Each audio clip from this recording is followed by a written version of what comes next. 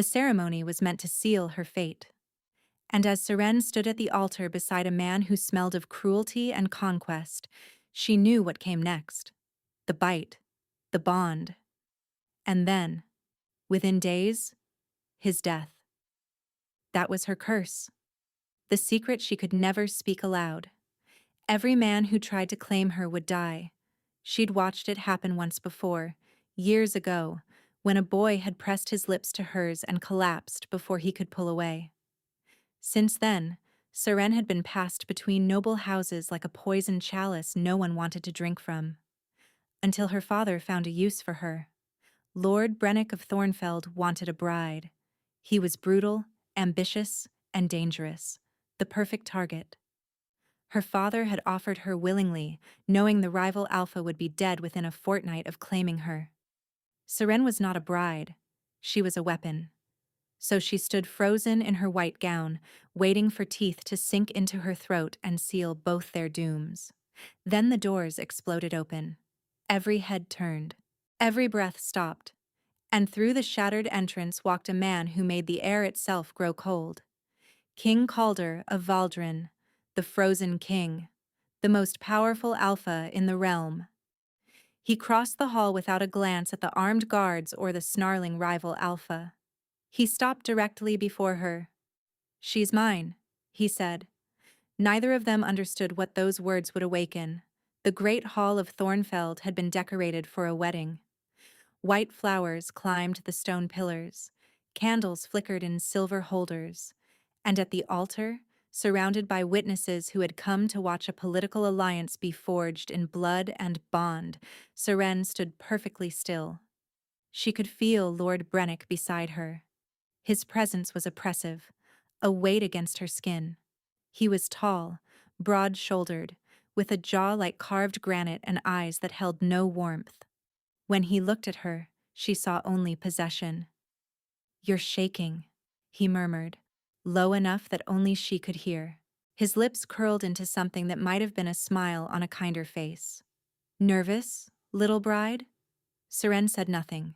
Her hands were clasped in front of her, knuckles pale from the pressure of her grip. Beneath her gown, her pulse raced so violently she was certain everyone in the hall could hear it. She wasn't nervous. She was terrified. But not for the reasons he imagined. The officiant droned on, speaking of duty and alliance, and the sacred bond between Alpha and mate. Seren barely heard the words. She was too busy counting her breaths, trying to slow the panic crawling up her throat. In a few moments, Brennick would bite her. He would sink his teeth into the junction of her neck and shoulder, flooding her body with his essence, claiming her as his mate before every witness present. And then the curse would begin its work. She didn't know exactly how it happened. She only knew that it did. The boy who had kissed her when she was 14 had been healthy, strong, full of life. 3 days after his lips touched hers, he was dead. A fever that came from nowhere. A heart that simply stopped. Her father had called it coincidence. Seren knew better. Since then, there had been tests. A suitor who had merely held her hand too long. A servant who had brushed his mouth against her cheek in the dark. Each one had sickened. Each one had died. And each time, her father's eyes had grown more calculating. Now she understood why. Brennick was her father's enemy. Had been for decades. The two territories shared a border soaked in old blood, old grudges. And here was the perfect solution. Marry the cursed daughter to the rival Alpha. Let him claim her. Let him die. No one would suspect poison when the bride herself was the blade. She scanned the crowd briefly, searching for her sister. Mira hadn't come. She'd sent word that illness kept her bedridden, but Seren suspected the truth. Her sister couldn't bear to watch her marry, not after everything that had happened with Tavish. "Do you accept this man as your mate?" the officiant asked. Seren opened her mouth. The words wouldn't come. She could feel Brennick's impatience radiating off him, could see the subtle tightening of his jaw. "Speak, girl," her father hissed from the front row. Aldrich Varen's face was a mask of false benevolence, but his eyes promised consequences if she faltered. Seren drew a breath. I... The doors exploded inward. The sound was deafening. Wood splintered. Iron hinges screamed. And through the destruction strode a figure that made every wolf in the hall freeze where they stood. He was tall. Taller than Brennick, though leaner. His body built for speed rather than brute force. His hair was dark as a winter night, falling past his shoulders in waves that caught no light. But it was his eyes that stopped Seren's heart. Pale, colorless, like ice over a frozen lake. The Frozen King, someone whispered. King Calder of Valdren walked into the hall as if he owned it. His boots made no sound on the stone floor.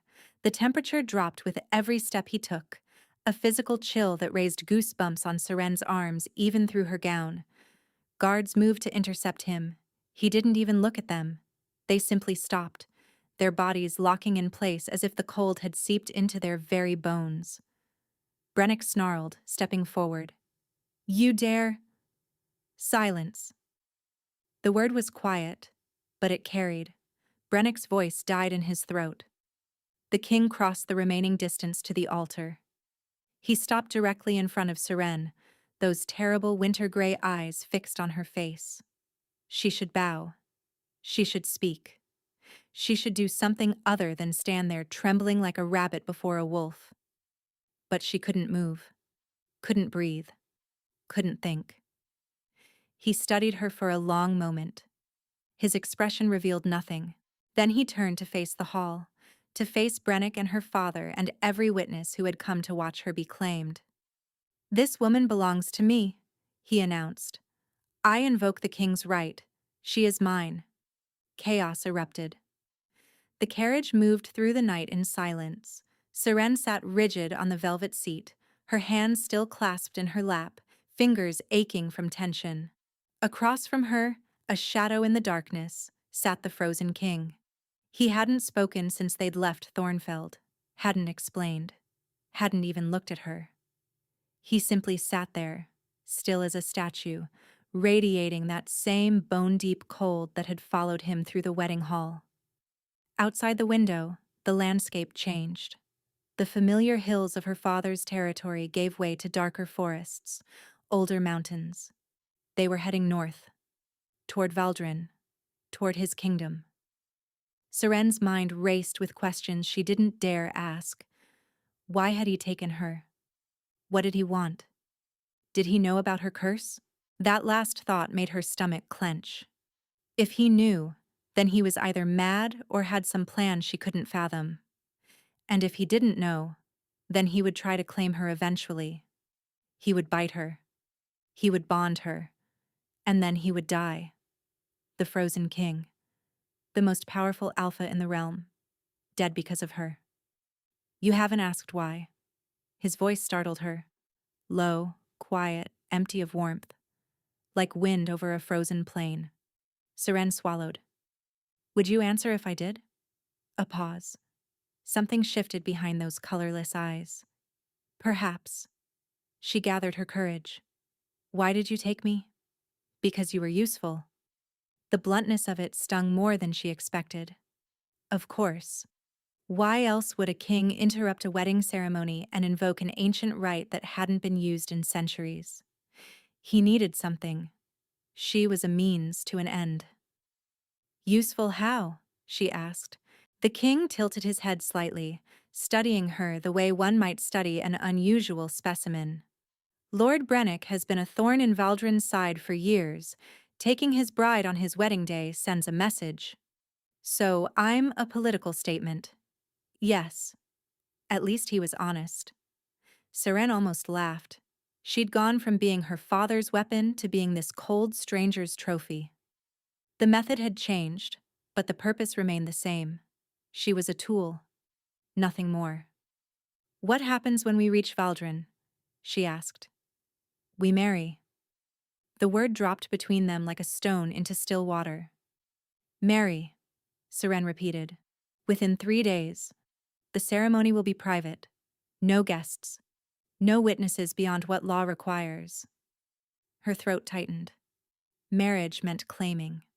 Claiming meant the bite. The bite meant death. Your Majesty, she began carefully, before any ceremony, there's something you should know about me. I already know. A chill swept through her that had nothing to do with his presence. What? The king leaned forward slightly. The temperature in the carriage dropped another degree. You carry death in your veins, Lady Seren. Every man who has tried to claim you has perished. Your father has been using you as an assassin, sending you to be courted by his enemies, watching them sicken and die. Her breath caught. How could you possibly? I know many things. His gaze held hers, unblinking. I know that you believe yourself cursed. I know that you expected Brennick to die within days of marking you. And I know that your father offered you to him specifically because he wanted his rival dead. Seren couldn't breathe. Every secret she'd carried, every horror she'd hidden, laid bare in a handful of sentences. If you know all that, she whispered, then why take me? Why marry me? Unless you want to die. For the first time, something flickered across his frozen features. Not quite a smile, not quite anything she could name. I cannot die from your curse, he said quietly, because I am already more dead than alive. What do you mean? He held up one hand. Even in the darkness, she could see the faint blue tinge to his skin, the way frost crystals glittered along his fingertips. I have not felt warmth in 15 years, the Frozen King said. My heart does not beat as yours does. I cannot love. I cannot bond. I cannot feel. His eyes met hers. Your curse burns the life from those who claim you, but there is no life left in me to burn. Death cannot claim what is already frozen. Seren stared at him. The logic was horrifying. And yet, beneath the horror, she felt something unexpected. Relief.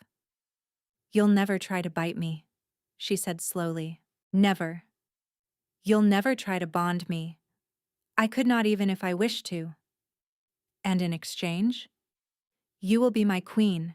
You will stand beside me at court functions. You will bear the title and receive all its privileges. He paused. But that is all. We will not share a life. We will not share a bed beyond what is necessary for appearances. I will ask nothing of you but your presence. Cold over cruelty. The thought surfaced from somewhere deep in her mind. Here was a man offering her something no one else ever had. Safety. Freedom from the curse that had controlled her entire existence. All she had to do was marry a king who could never love her. I accept, Seren said.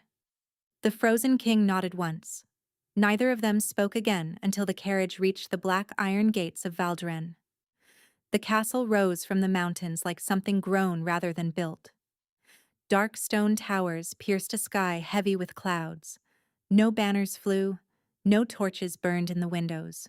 It looked less like a royal residence and more like a fortress designed to keep out the sun itself. Seren stepped from the carriage onto frost-covered stone. Even through her shoes, she could feel the cold seeping upward. The air here was different, thinner, sharper. Every breath felt like swallowing ice. Your Majesty. A woman appeared from the shadows, tall and severe, her silver hair pulled back from a face lined with age and authority. The council has been summoned as you requested. They await in the Great Hall.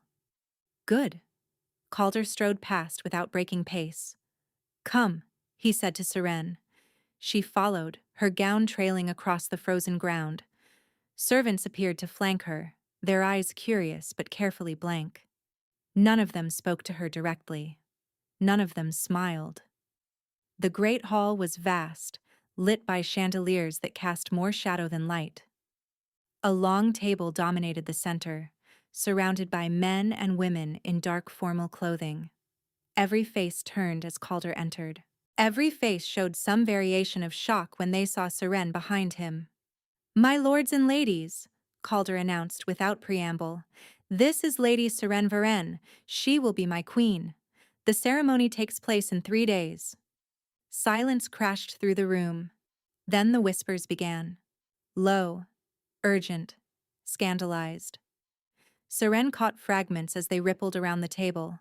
Varen's daughter. The cursed one. The death-touched. "Your Majesty."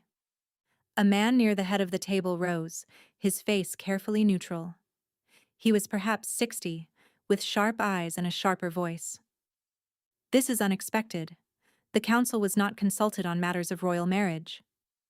"The council does not dictate whom I marry, Lord Merrick. But surely, given the circumstances, some discussion is warranted." The man's gaze flicked to Seren with barely concealed disgust. "The woman's reputation precedes her." "And what reputation would that be?" Lord Merrick hesitated. He clearly hadn't expected to be challenged. "There are rumors, Your Majesty, about the men who courted her, about what happened to them." "Rumors?"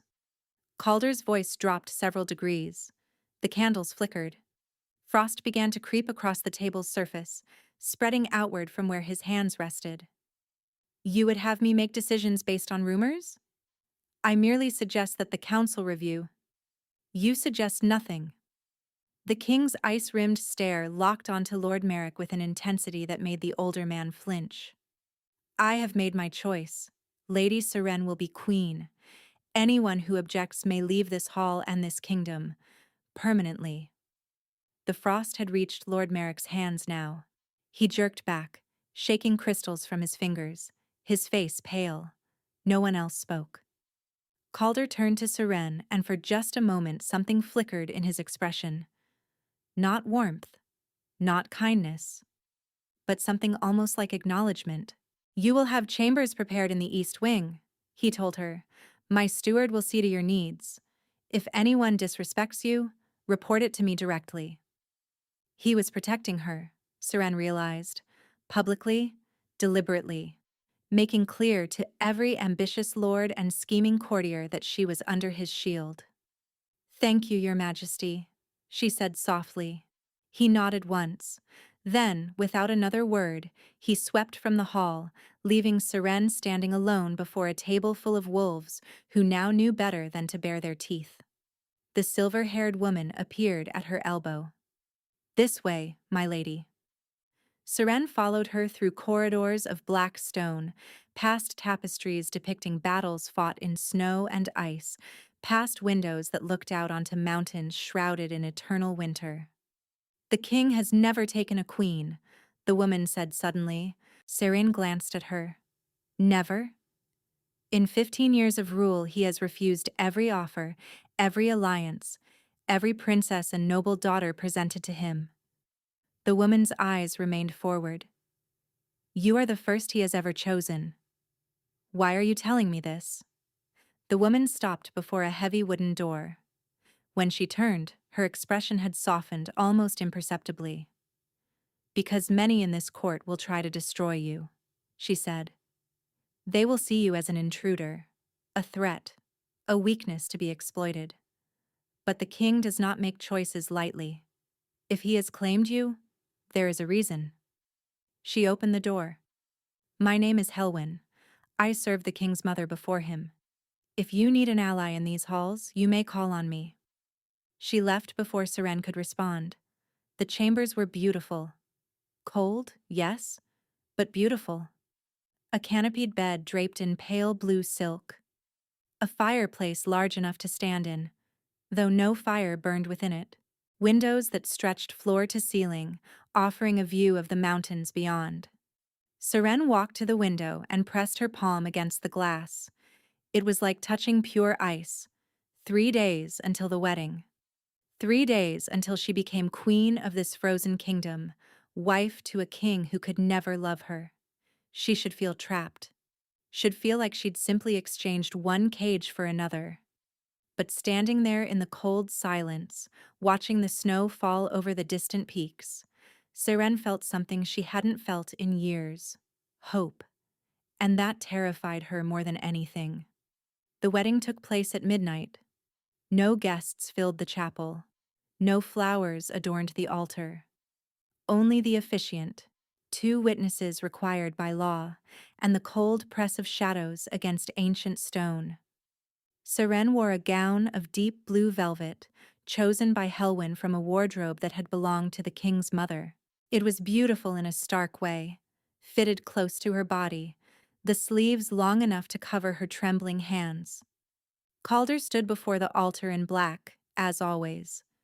The candlelight caught the frost that perpetually clung to his skin, making him look less like a man and more like something carved from winter itself. The officiant spoke quickly, nervously, his breath visible in the frozen air. Seren barely heard the words.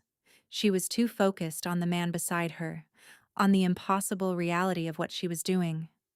Marrying a king, becoming a queen, binding herself to someone who had promised never to claim her.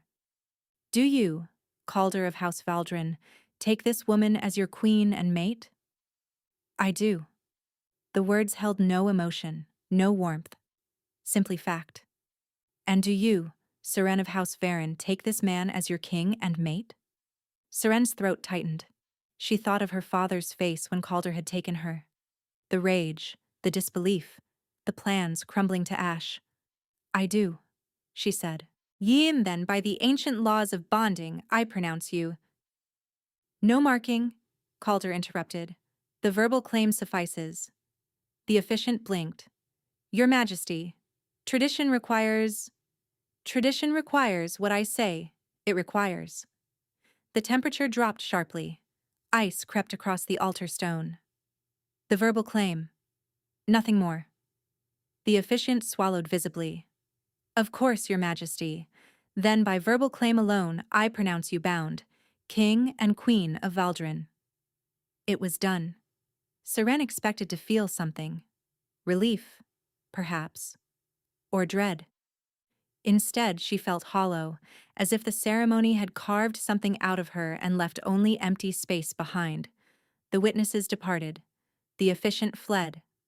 And then it was just the 2 of them, standing in a frozen chapel, technically married but strangers still. There will be expectations, Calder said quietly. The court will expect us to share chambers tonight, to maintain appearances. Seren's pulse quickened. You said we wouldn't. We won't. He turned to face her, and something in his expression shifted, almost imperceptibly. But we must be seen entering the same rooms, remaining there until morning. Beyond that, he paused. You may have the bed. I don't sleep. You don't sleep? I haven't slept in 15 years. The admission was offered without self-pity, without anything at all. Just another fact about his frozen existence. They walked through silent corridors to the royal chambers. Guards bowed as they passed. Servants averted their eyes. Everyone saw. Everyone would report. The queen retired with the king on their wedding night. What happened behind closed doors would remain a mystery. The royal chambers were larger than Seren's guest suite, dominated by a massive bed draped in silver and white. A fire burned in the hearth, though it did little to cut the chill that emanated from Calder himself. He crossed to the window and stood there, back to her, staring out at the moonlit mountains. Seren hesitated by the door. Should I just sleep? He said without turning. I'll remain here. No one will disturb us. She moved toward the bed, then stopped. Something felt wrong about simply climbing beneath the covers while he stood vigil like a statue. They were married now, bound by law if not by bond. Surely that meant something, even to a man made of ice. Why me? She asked suddenly. He didn't move. I told you. Brennick. No. She stepped closer. You could have sent an army to insult Brennick. You could have started a war to send a message.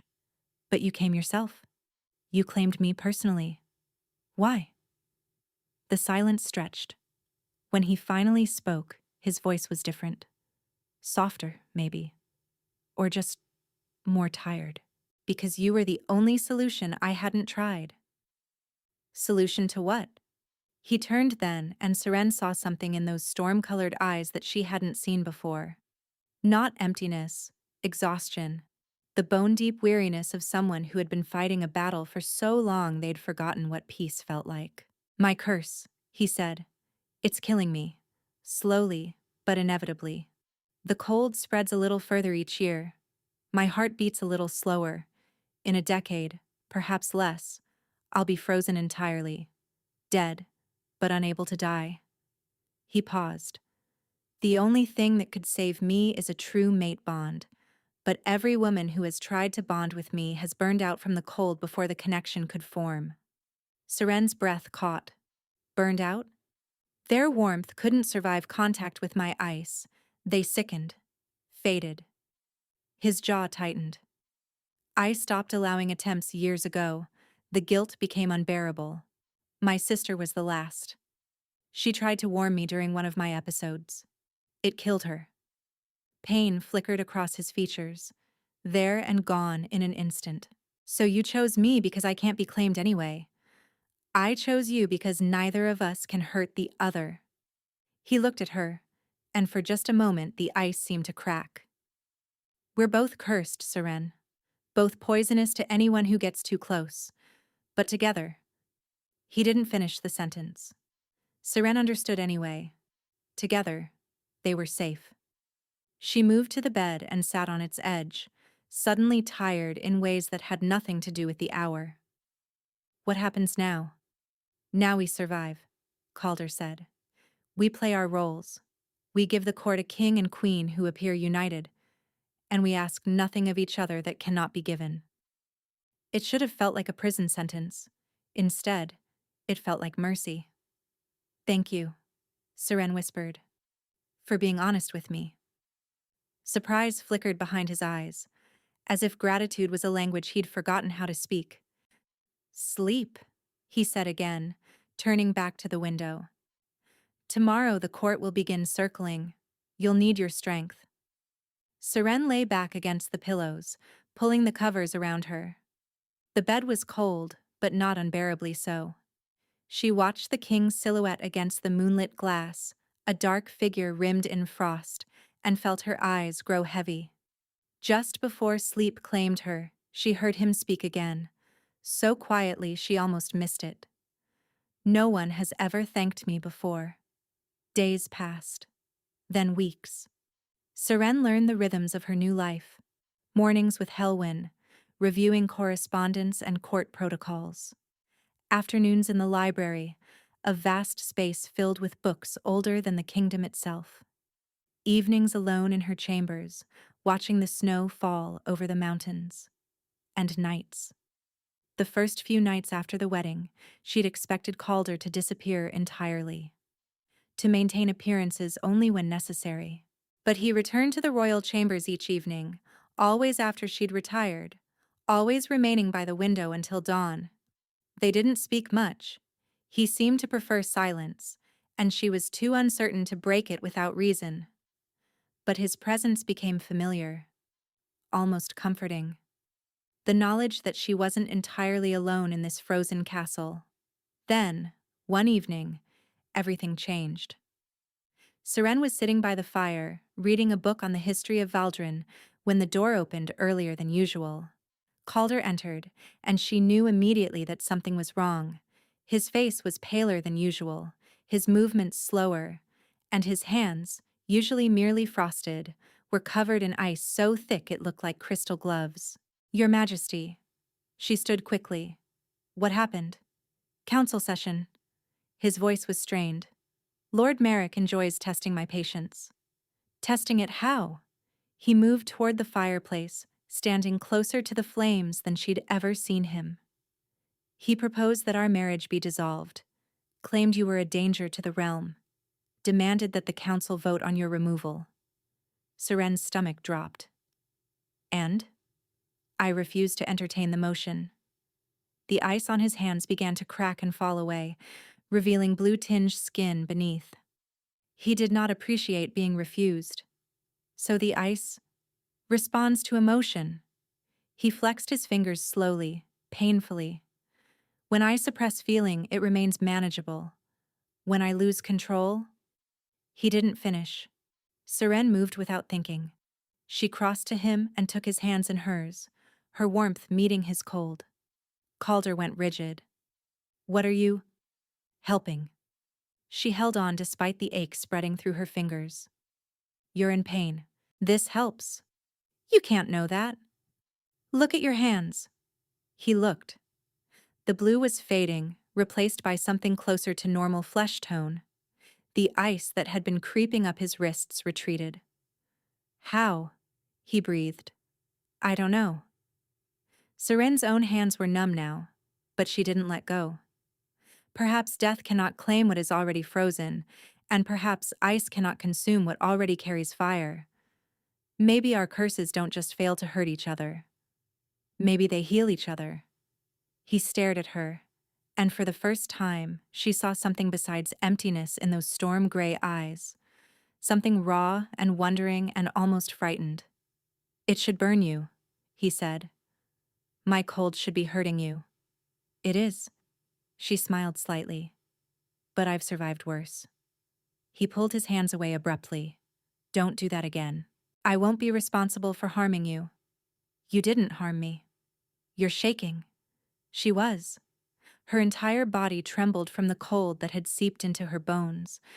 But she felt strangely alive too, more present than she had in weeks. Warm me then, she said without thinking. They both froze. That's not what I meant, Seren said quickly. I just meant the fire. Calder's voice was rough. Stand by the fire. She did. The flames licked at the chill in her limbs, slowly thawing the numbness. Behind her she could hear his breathing, uneven in ways it never was. You should hate me, he said finally. I stole you from your home, forced you into a marriage you didn't choose. My home was a prison, Seren replied without turning. My father used me as a weapon. The marriage he arranged would have made me a murderer. She paused. You gave me something I didn't even know I was missing. What? She turned then, meeting his gaze across the cold room. A choice. He stared at her for a long moment. Then, slowly, he nodded. I'll send for hot broth, he said, and extra blankets. It wasn't much, a few practical words, but as he left to summon the servants, Seren felt warmth bloom in her chest that had nothing to do with the fire. After that night, things shifted. Calder began arriving earlier, sometimes before she'd finished her evening reading. He would sit across from her, not speaking, not intruding, simply present. Then he began asking questions. Small things at first. What she'd read that day. What she thought of the court. Whether Helwyn was treating her well. She answered. And gradually she began asking questions in return. She learned that he'd taken the throne at 17, after his father's death in battle. That the curse had begun manifesting shortly after, a slow, creeping cold that had stolen his ability to feel anything physical or emotional. That he'd spent 15 years searching for a cure, consulting every witch and healer in the realm, and finding nothing. She learned that his sister had been named Isolde, that she'd been gentle and kind, and had refused to give up on him even when everyone else had. That she'd died with her arms wrapped around him, trying to share her warmth, and that he'd found her frozen solid the next morning, that he'd never forgiven himself. You should know, he said one night, that your touch is the only thing I've felt in 15 years. Seren looked up from her book. Felt how? Temperature. He flexed his fingers, studying them. When you held my hands, I felt your warmth. Actually felt it. Not just registered it abstractly, but experienced it. His gaze met hers. I'd forgotten what warmth felt like. Her throat tightened. Calder. I'm not telling you this to obligate you, he said quickly. I just thought you should know. What you did mattered. More than you understand. She set the book aside and crossed to him. He tensed as she approached, but didn't move away. "Give me your hand," she said softly. He hesitated. Then, slowly, he extended his palm. Seren took it, lacing her fingers through his. The cold bit into her skin immediately, sharp and aching. But she held on. "Tell me what you feel," she whispered. His eyes closed. For a long moment he said nothing. Then, barely audible, "Summer. You feel like summer." They stood like that until the cold became unbearable, and when she finally let go, when she returned to the fire to thaw her aching hands, she saw something in his expression that made her heart stutter. Longing. He left shortly after, retreating to whatever solitary place he went when he needed to escape. But before he closed the door, he paused. "Seren? Yes? Thank you." A beat. "For not being afraid of me." Then he was gone, and Seren stood by the dying fire, her hands still tingling with cold, and admitted what she'd been denying for weeks. She was falling in love with the Frozen King.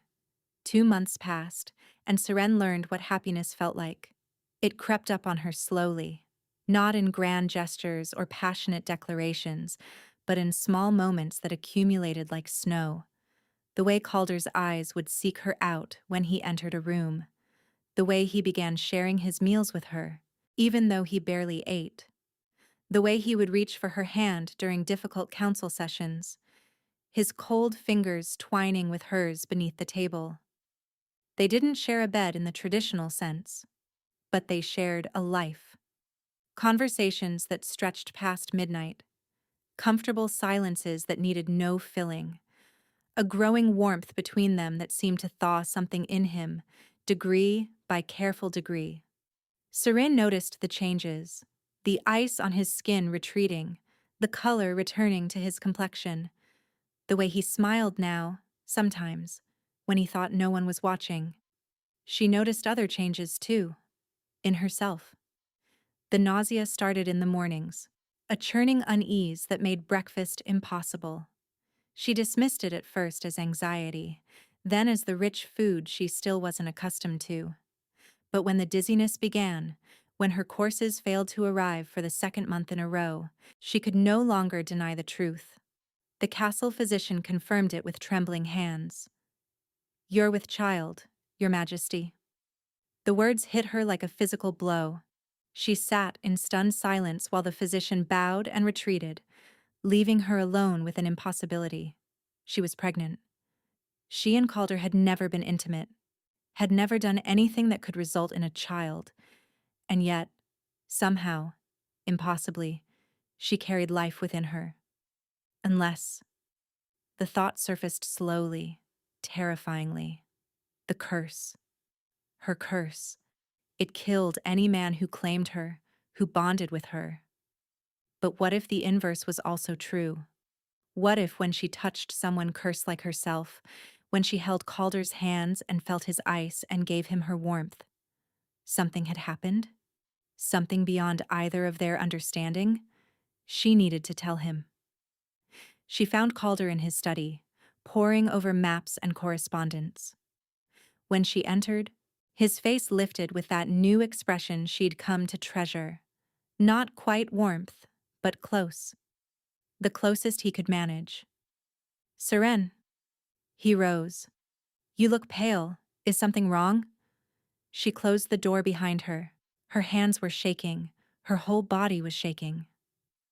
"I need to tell you something," she said, "and I need you to let me finish before you respond." Concern flickered in his winter gray gaze. Or perhaps fear. "All right," he said slowly. Seren drew a breath, then another. The words wouldn't come.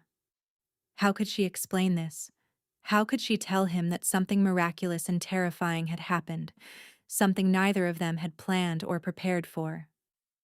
"I'm pregnant," she said. Calder went perfectly still. The temperature in the room plummeted. Frost crept across the desk, across the floor, spreading outward from where he stood. "That's impossible," he said. His voice had gone flat. "Dangerous. We never—" "I know." Seren stepped closer despite the cold. But it happened anyway. The physician confirmed it. 2 months along. 2 months. His jaw tightened. That's when we started. Touching. Yes. She reached for his hand, but he pulled back. Don't. The word was sharp. Ragged. If this is true, if I somehow... If we... Then we created something together, Seren said softly. Something neither of our curses should have allowed. He stared at her. The ice continued spreading, climbing the walls now, coating the windows. But Seren could see through the frost to the man beneath. The terror. The wonder. The desperate, aching hope he was trying so hard to suppress. How do you feel? He asked finally. Are you well? Are you... I'm fine. Nauseous sometimes. But fine. She smiled tremulously. Calder. This is good news. This is a miracle. Miracles have costs. His voice cracked. What if the child inherits my curse? What if they're born frozen, unable to feel, unable to... Then we'll love them anyway. The words came out before she could stop them. The way I love you. The ice stopped spreading. Everything stopped. Calder stared at her, his features cracking with an emotion she'd never seen on him before. Shock. Disbelief. And beneath it all, a terrible, desperate hunger. What did you say? He whispered. Seren's blood rushed in her ears. She hadn't meant to say it. Not like this. Not yet. But the truth was out now. Impossible to take back. I love you, she said again. I know that wasn't part of our arrangement. I know you said you couldn't feel anything, but I love you anyway. I love the way you protect me, the way you listen, the way you hold my hand even though it hurts you. I love that you're trying so hard to be good when the world has given you every reason to be cruel. Tears were streaming down her face now. She couldn't stop them. You don't have to love me back, she said. I know you can't. I just needed you to know. Calder crossed the distance between them in 3 strides. His hands cupped her face, cold against her cheeks, and she gasped at the intensity in his eyes. I feel you, he said hoarsely. Every time you touch me, I feel you. Not just warmth, emotion, sensation, things I haven't felt in 15 years. His thumbs traced her cheekbones, wiping away tears that froze almost instantly. I didn't know what it was at first. I thought the curse was simply weakening, but it's not the curse. It's you. You make me feel again. Calder, I love you.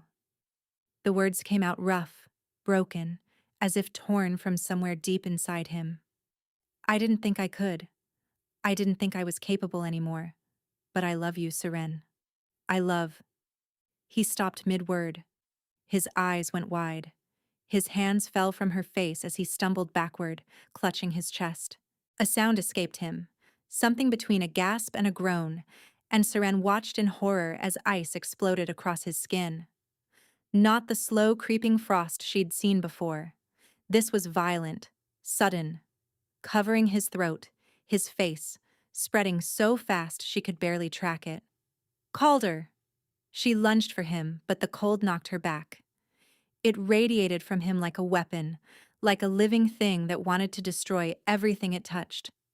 The curse, he choked out. I forgot. The curse. What curse? What's happening? He collapsed to his knees, and she saw that his lips were turning blue. His eyes were filming over with frost. Ice crawled across his skin like chains, binding him, freezing him. Love, he gasped. The curse. I can't. If I love someone truly, my heart. His hand clawed at his chest. My heart freezes completely. His voice was barely audible now. I die. Seren screamed his name as he crumpled to the floor. Help! Serene's scream tore through the castle. Someone help me! Guards burst through the door. Servants came running, but they all stopped short at the threshold, staring in horror at the scene before them. The king lay motionless on the floor, encased in ice so thick he looked like a sculpture. Frost covered every surface of the study.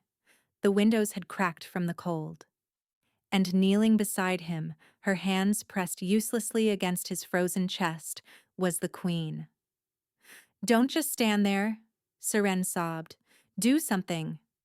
Helwyn pushed through the crowd. Her face went pale when she saw Calder, but she didn't freeze like the others.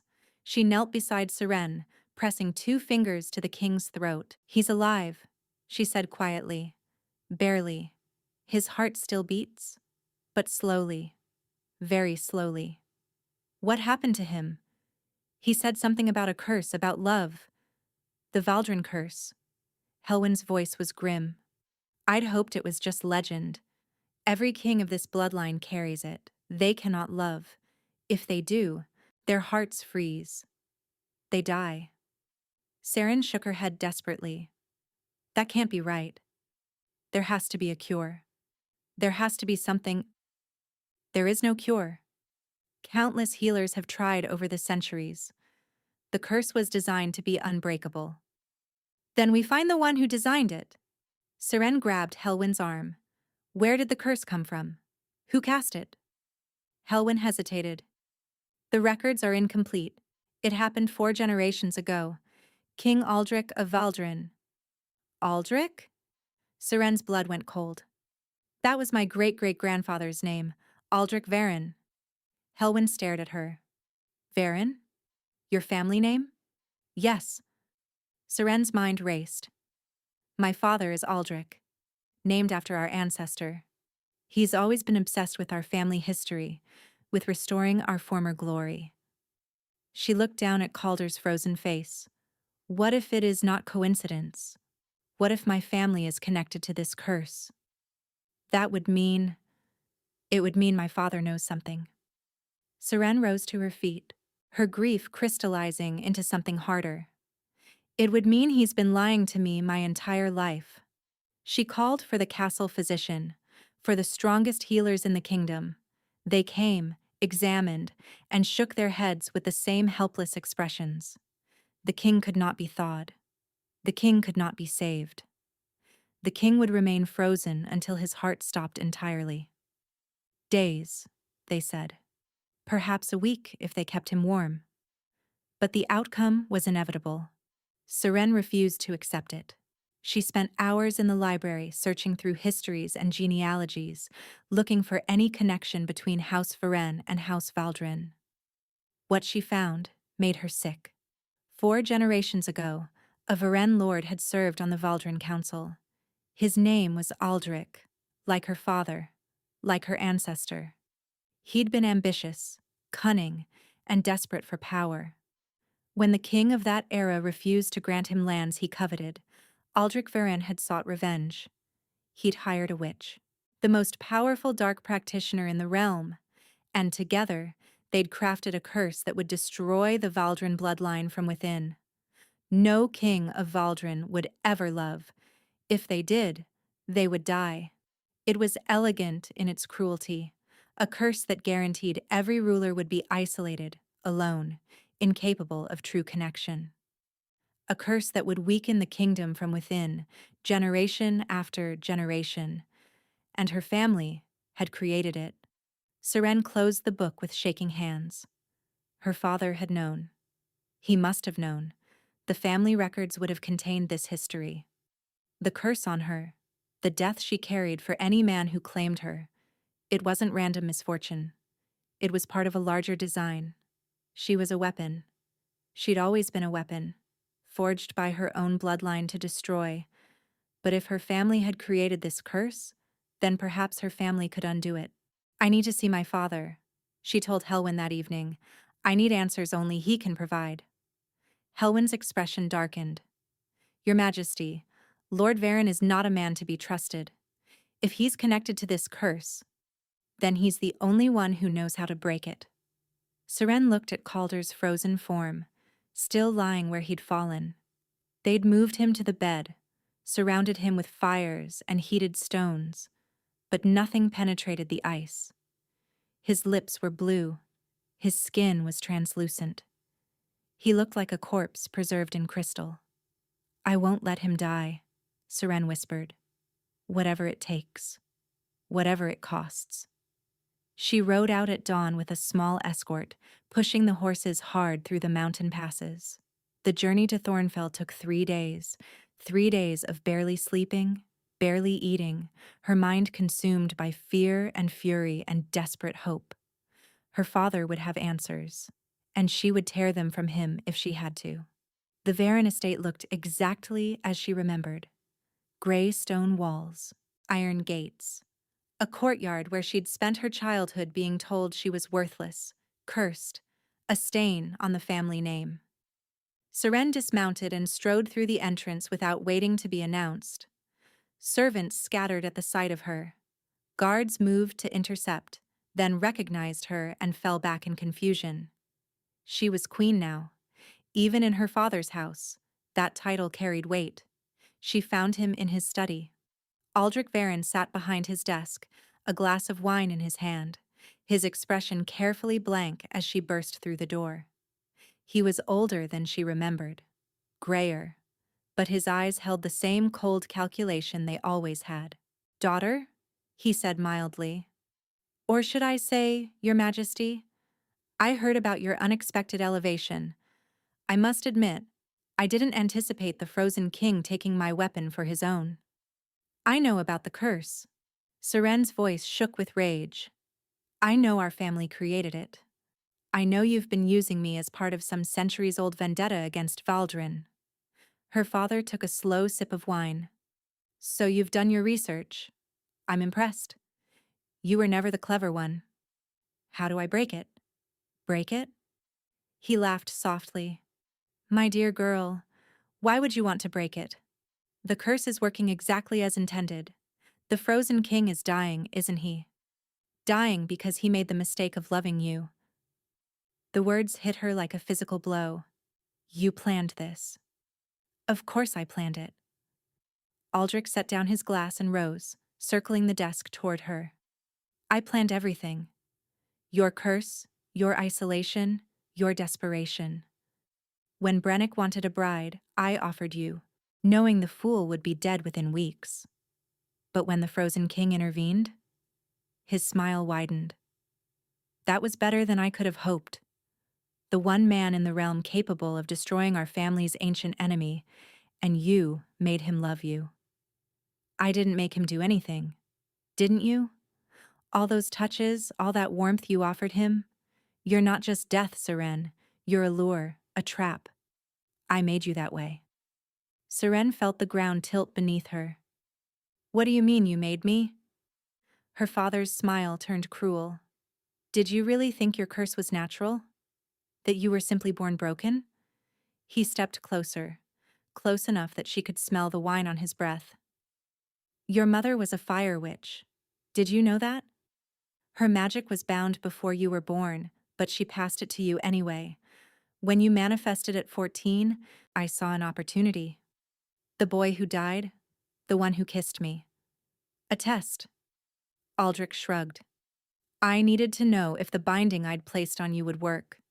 Your fire magic was too powerful to use directly, so I twisted it, inverted it, made it so that anyone who tried to claim you would burn from the inside out." Seren couldn't breathe. "You killed that boy. You killed all of them." "I created a weapon." Her father's voice hardened.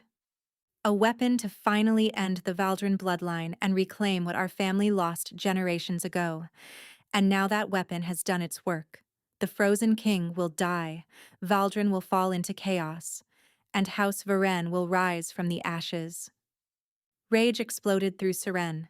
Before she knew what she was doing, her hand swung out and connected with her father's face. He stumbled backward, shock flashing across his features. "How do I break the binding?" Seren demanded. "Tell me how to undo what you did." Aldrich touched his reddening cheek, and his expression shifted to something darker. "You can't. The binding requires the caster's blood to release. And I will never. Father." A new voice cut through the room. Seren turned to see a figure stepping through the doorway. A woman. Familiar features, familiar build, but harder somehow, changed by the months since they'd last seen each other. Her sister. Mira. Mira? Seren stared. What are you doing here? I came home when I heard you'd left with the Frozen King. Mira's eyes were fixed on their father, and they burned with something Seren had never seen there before. Hatred. I've been watching, listening, learning things father never meant me to know. Aldrich's face contorted. Mira, this doesn't concern you. Doesn't concern me? Mira laughed bitterly. You told me she killed Tavish, the man I loved. You told me she murdered him in a jealous rage. Seren's heart clenched. Tavish. The name she hadn't spoken in years, the man whose death had started all of this. But she didn't, did she? Mira continued, stepping closer to their father. I found your journals, father. Your records. Tavish wasn't killed by Seren's curse. He was killed by you. Because he was going to expose what you'd done to her. He discovered the binding, and you silenced him. Tavish knew, Seren whispered. He loved you. Mira's voice cracked.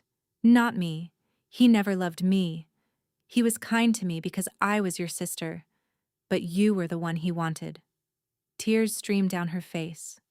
He was trying to save you, and father murdered him for it. Aldrich's expression went cold and flat. Enough of this. Guards. Mira moved faster. She pulled a knife from her sleeve and pressed it to their father's throat before he could finish the command. Tell her how to break the binding, Mira said quietly. Or I swear on Tavish's memory, I'll open your throat right here. Aldrich Varen went very still. You wouldn't, he said. You've never had the stomach for violence, Mira.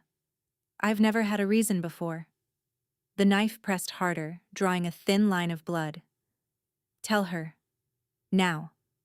Seren watched her sister, this woman she'd thought hated her, and felt something crack open in her chest. All those years of Mira's coldness, her accusations, her blame, all of it based on a lie their father had told.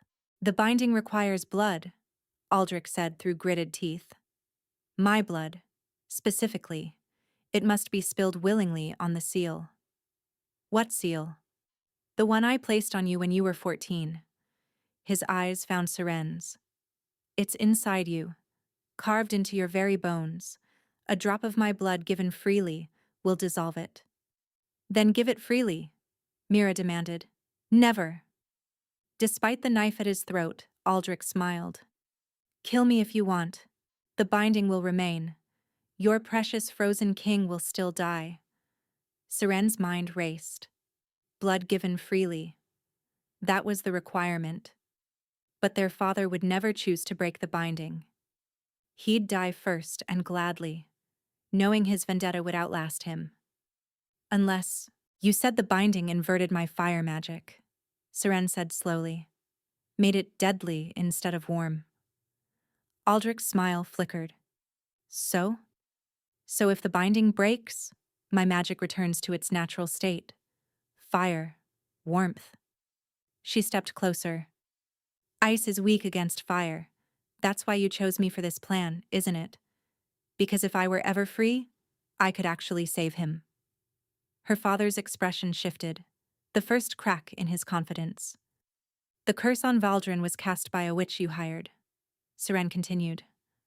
A dark practitioner. But my mother was a fire witch. And fire is the opposite of dark magic. Fire is life, creation, healing. You don't know what you're talking about, Aldrich snapped. I think I do. Seren turned to Mira. Cut him. Mira blinked. What? Not his throat. His hand. Make him bleed. Mira hesitated only a moment. Then she drew the knife across Aldrich's palm, opening a deep gash that welled with blood. Their father screamed. That wasn't willing. It doesn't count. It doesn't have to be willing, Seren said. It just has to be your blood. She grabbed his bleeding hand and pressed it to her chest, directly over her heart. You said the seal was inside me, carved into my bones. Let's find out. Heat exploded through her. For a moment, she couldn't see, couldn't think, and couldn't do anything but feel the fire that had been locked inside her for over a decade finally breaking free. It roared through her veins, burning away years of suppression, years of twisted magic, years of being made into something she was never meant to be. Aldrich screamed again, trying to pull away, but she held on. The blood on her skin began to glow. Red first, then orange, then white hot.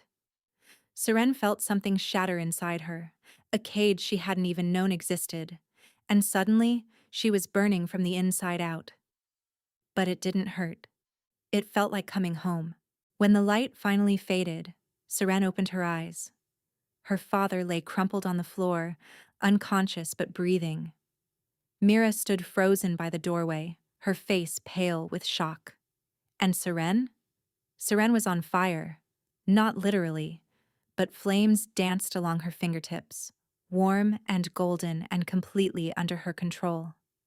Her skin glowed faintly, as if lit from within.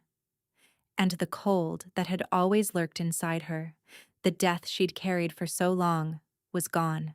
It worked, she breathed. It actually worked.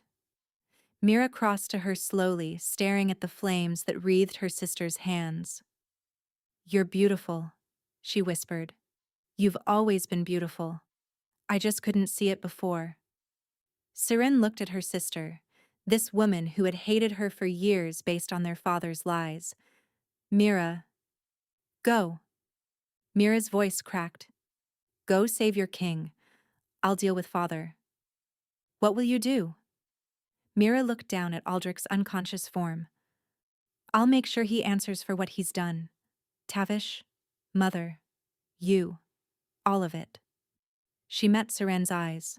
"I'll make it right." Seren embraced her sister tightly, briefly. Then she ran. The ride back to Valdrin took 2 days at a full gallop, changing horses at every outpost. By the time she reached the castle, her body ached and her mind was blurred with exhaustion. But the fire inside her burned brighter than ever. They tried to stop her at the gates. "Your Majesty, the king is beyond help. The healers say—" Seren pushed past them without a word. She ran through corridors she'd memorized over the past months, past servants who cried out at the sight of her glowing skin, past guards who stumbled back from the heat radiating off her body. The royal chambers were freezing when she burst through the doors. The fires had gone out. The windows had shattered from the cold. And on the bed, encased in ice so thick it looked like a glacier, lay Calder. He was still. So terribly still. The frost had spread until only his face was visible, and even that was blue and lifeless. Seren climbed onto the bed beside him. The cold burned her skin, tried to push back the fire inside her, but she didn't let it.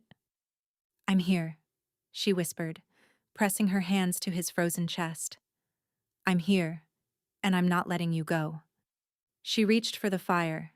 It came willingly, eagerly, as if it had been waiting her whole life to be released. Flames poured from her palms, golden and warm, flowing over Calder's body like water. The ice hissed and steamed where it touched, melting slowly, grudgingly, fighting back, with centuries of dark magic. But Seren was stronger. She thought of every moment they'd shared. The first time he'd protected her before the council. The nights they'd spent in comfortable silence. The first time he'd held her hand and felt warmth again. The first time he'd smiled, really smiled. That small crack in his frozen armor that had made her fall in love with him. The fire blazed brighter. The ice began to retreat. It took hours, or maybe minutes. Time lost all meaning as Seren poured everything she had into breaking the curse that had held him for 15 years. She gave him her warmth, her fire, her love, all of it flowing through her hands into his frozen heart. And finally, impossibly, she felt it. A heartbeat. Weak at first, stuttering, but growing stronger with every pulse of flame she fed him. The ice cracked, shattered, fell away in chunks that melted before they hit the bed. Calder gasped. His eyes flew open, not pale and colorless anymore, but the deep gray of storm clouds, full of life and warmth, and something that made Seren's heart soar. Seren. Her name on his lips was the most beautiful sound she'd ever heard. You're alive. She was crying, tears streaming down her face, but she was smiling too. You're alive. You're alive. And you're... He kissed her. His lips were warm. For the first time since she'd known him, his skin held heat, his body radiated warmth, his touch felt like a living man rather than a frozen statue. She kissed him back with everything she had, and when they finally broke apart, they were both trembling. How? He breathed. The curse. Broken. She pressed her forehead to his. Both of ours. My father created them. My family cursed yours generations ago, but it's over now. All of it. Your fire was always meant to melt your ice. She laughed through her tears. We were never poison to each other, Calder. We were the cure. He pulled her close, wrapping his warm arms around her, and for a long moment they simply held each other. Two people who had spent their lives believing they were monsters, finally understanding that they were meant to heal each other all along. The baby, Calder said suddenly, his hand moving to her stomach. Is it safe? Seren covered his hand with hers. Growing. Healthy. I can feel her now. She has both of us inside her. Fire and ice in balance. Her? Seren smiled. I think so. I can't explain how I know, but I do. Calder's eyes filled with wonder. With love. With a future he'd never dared imagine. I want to do this properly, he said quietly. Not the arrangement we started with. A real marriage, a real bond, everything. Are you asking to claim me, Your Majesty? I'm asking to love you. He cupped her face in his warm hands. Openly. Completely. For the rest of our lives. Yes, Seren whispered. 1,000 times yes. He bit her that night, sank his teeth into the curve of her shoulder and flooded her with his essence. And instead of death, instead of cold, she felt the mate bond snap into place like the final piece of a puzzle she hadn't known she was solving. They belonged to each other now. Truly. Permanently. In the months that followed, everything changed. Lord Varen was brought to Valdrin in chains, tried for his crimes, and imprisoned for life. Mira testified against him, then stayed in Valdrin, slowly rebuilding her relationship with the sister she'd wronged. The curse on the Valdrin bloodline was declared broken. Healers confirmed it, witches verified it. When Calder heard the news, he wept for the first time since his sister's death. No future king would suffer as he had. The cycle of frozen hearts and loveless reigns was over. Isolde's death had not been in vain. And when their daughter was born, healthy and warm, with her father's gray eyes and her mother's flame-red hair, the kingdom celebrated for a week.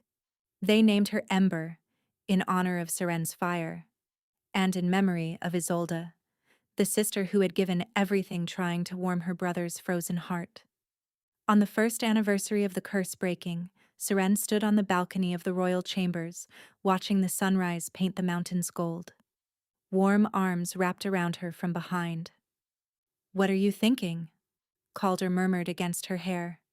Seren leaned into him, feeling his heartbeat strong and steady against her back. A heart that had been frozen for 15 years. A heart she had melted with nothing but stubborn, impossible love. I'm thinking about the day you took me from that altar, she said. You said I was useful. A political statement. He laughed softly. I was a fool. You were afraid. She turned in his arms to face him. We both were. We both thought we were too broken to be loved. And instead? Seren smiled, rising on her toes to kiss him. And instead, We found out that some things aren't broken at all. They're just waiting for the right person to see them clearly. Calder kissed her back, deep and warm, and Seren felt the fire inside her pulse with joy. Not the desperate blaze of survival, but the steady flame of a hearth, of home, of belonging. They'd both been hiding when they found each other, both wearing masks, both convinced they were poison. But in the end, their curses had never been curses at all. They'd been doors, waiting to be opened by the only keys that fit: each other.